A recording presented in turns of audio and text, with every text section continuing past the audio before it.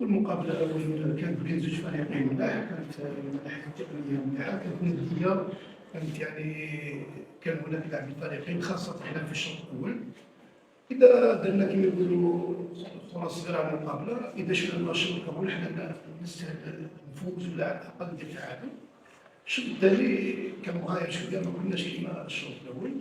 ولكن هذه بداية الموسم عندنا كما نقولوا دي ريكلاج من داروا بالوقت، رغم أن كنا غاديين نديروا النتيجة،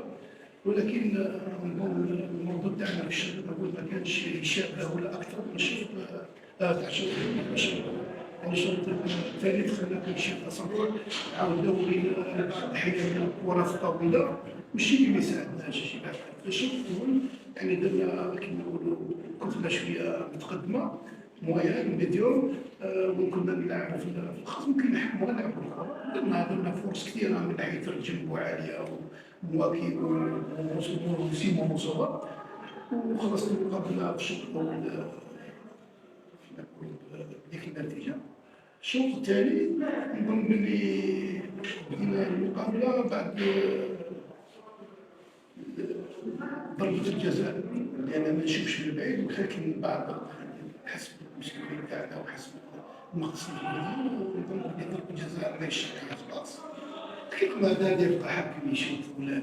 ما شافش الحكم، ولكن بعد تقارير أخذنا مع الديسبونسور تاعنا تولي تجري في مع فريق خرجنا في الملعب تاعو فريق قوي، تجري على النتيجة، حيكون صعوبات من ناحية التمركز. يعني إذا تتحكم في الكرة وتروح لقدام تخلي موراك لي زيسباس، رغم هذا قعدنا نلعبوا،